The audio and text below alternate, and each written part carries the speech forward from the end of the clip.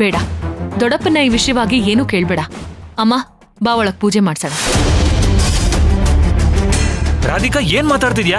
ಯಾಕೆ? ಆ ವ್ಯಕ್ತಿ ಯಾರು ಅಂತ ನಾವು ತಿಳ್ಕೊಬಾರ್ದ? ಕೆಲವು ವ್ಯಕ್ತಿಗಳ ಬಗ್ಗೆ ತಿಳ್ಕೊಳ್ದೆ ಇದ್ರೇನೆ ಒಳ್ಳೇದು. ಅಲ್ಲ ಅಕ್ಕ, ಅವ್ರು ಯಾರು ಅಂತ ಗೊತ್ತಾದ್ರೆ ದಯವಿಟ್ಟು ನೀವೆಲ್ಲರೂ ನನ್ನ ಮಾತು ಕೇಳ್ತೀರಾ ಅಂತ ಅನ್ಕೊಂಡಿದ್ದೀನಿ.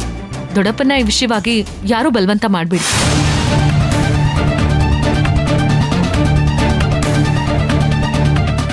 ಪ್ಲೀಸ್.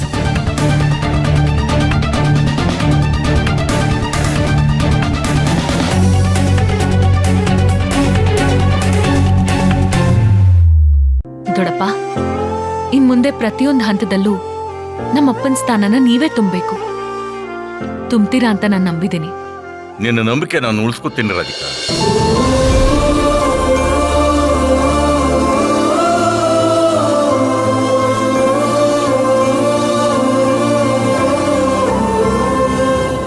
ಇದೇನಿದು? ನಮ್ಮ ಯಜಮಾನ್ರು ಆ ಸ್ವಾಮೀಜಿಯಿಂದ ಹೋಗಿ ಸತ್ಯ ಹೇಳೋದನ್ನ ನಿಲ್ಸಿದ್ರು.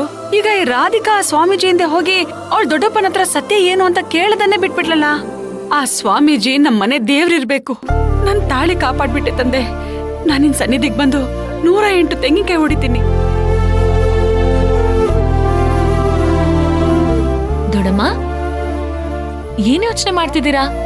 ಬನ್ನಿ. ಅದು ನಾನೇನು ಯೋಚನೆ ಮಾಡ್ತಿಲ್ಲಮ್ಮ. ನಿಮಗ್ ಕಷ್ಟ ಕೊಟ್ಟಿದ್ದ ಪಾಪಿ ಯಾರು ಅಂತ ನನಗ್ ಗೊತ್ತಾಗಿದ್ದಿದ್ರೆ ನಾನೇ ಅವನಿಗೊಂದ್ ಗತಿ ಕಾಣಿಸ್ಬಿಡ್ತಾ ಇದ್ದೆ. ಆದ್ರೆ ಏನ್ ಮಾಡೋದು? ನಿಮ್ ದೊಡ್ಡಪ್ಪನು ಏನೋ ಹೇಳ್ತಿಲ್ಲ, ನೀನು ಕೇಳ್ತಿಲ್ಲ. ಸರಿ, ಇದನ್ನೆಲ್ಲ ಇಲ್ಲಿಗೆ ಬಿಟ್ಬಿಡಿ. ಬನ್ನಿ ಹೋಗೋಣ.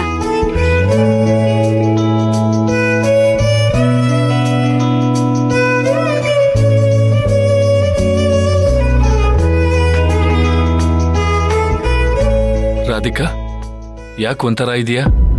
ಕೋಪದಲ್ಲಿ ಸ್ವಾಮೀಜಿ ಹುಡ್ಕೊಂಡು ಹೋದವಳು ಸೈಲೆಂಟ್ ಆಗಿ ಬಂದ್ಬಿಟ್ಟಿದ್ಯಾ? ಮನೇಲೆಲ್ಲ ವಿವರವಾಗಿ ಹೇಳ್ತೀನಿ ಚಿರು. ಸರಿ, ಬಾ.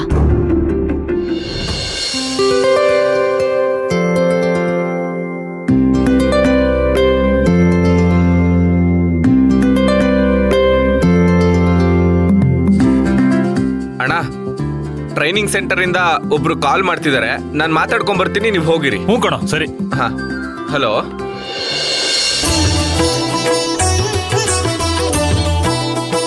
ಪುರೋಹಿತ್ರೆ,